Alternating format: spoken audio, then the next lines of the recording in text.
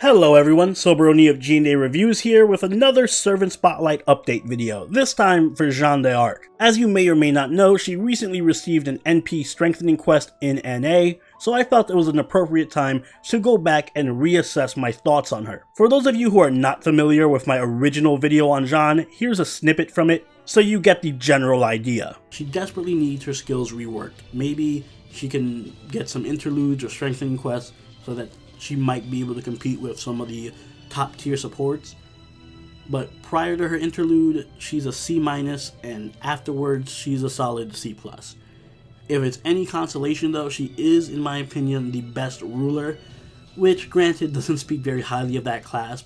Oh, what a long way we've come since those days. Yes, my initial impressions of Jeanne were rather weak, and a big part of that was because I put way too much emphasis on her skills, and so that factored way too heavily into the final grade I gave her, when it really should have been focusing more on her noble Phantasm.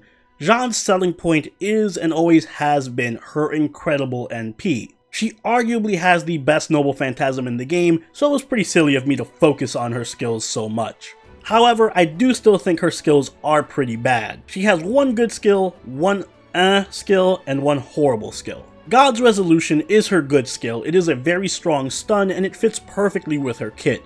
I recommend leveling this skill up first because it's going to be your most reliable and most used skill. Revelation has not aged very well thanks to 2030 and the wealth of other crit star generating craft essences that we have.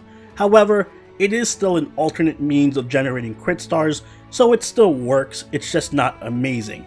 Worth putting some points into for your second skill. Her final skill, True Name Discernment, is horrendously bad and it definitely needs a power up. Lowering an enemy's NP damage by 30% isn't that great unless you combo it with something like Melt's Melt Virus skill, but on its own it is just severely lacking. But like I said, I don't think her skills are her major draw. What is her major draw is her Noble Phantasm. And pre-strengthening quest, it was great but not perfect. Invincibility for your whole party, of course, is something that's phenomenal, however the self-stun was not. It basically made Jeanne completely useless after using her Noble Phantasm, which means you would either have to lose a turn, or you just had a bunch of dead weight that did absolutely nothing. It also hurt her ability to chain her Noble Phantasms multiple times in a row, because obviously she can't gain NP if she's stunned. Thankfully, with this interlude, she now has the ability to remove all debuffs from the party,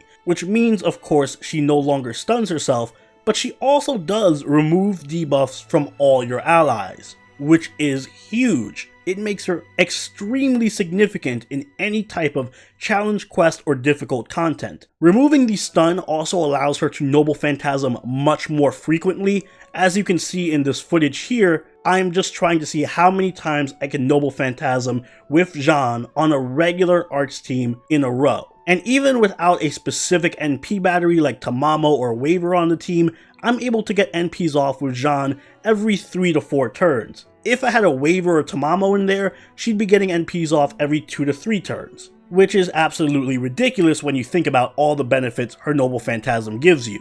Furthermore, this interlude is also going to make Jeanne the queen of soloing. She's going to be taking half damage from nearly every servant or enemy in the game. She has a heal and invincibility available to her nearly whenever she needs it, and she's fully capable of carrying you by herself through most of the game. So I would definitely consider her the best pickup for any new player, but also in general the best tank in the game. So having so many things on her side, being the best tank, being the best soloer, being one of the best supports overall, it's just so hard for me to see what I was thinking back in those days, giving her a C, so I'm gonna give her a new grade. Prior to her strengthening quest, I'm giving her a B. Still pretty good, but the stun after her Noble Phantasm is just such a significant demerit that it really brings her and the entire team down, which is really antithetical to her whole purpose. However, once you do complete her interlude and she gets rid of that stun, her score skyrockets to an A+. You absolutely will not find a better tank, healer, or defensive support outside of Jeanne, and she can handle pretty much anything you throw at her, including the most recent and most difficult content in the game. The only reason I'm not considering her an S tier and absolutely game breaking, although if you do, I can't really argue with you, is because I do think her skills should still count for something, and simply put, her skill set is horrendous. It's one of the worst in the game for a 5-star. She really desperately needs some kind of strengthening quest for her skills. Even something as simple as NP charge or NP gain can easily push her to S-class, where she can frolic with Merlin and Scotty and Waver in the meadow of OP.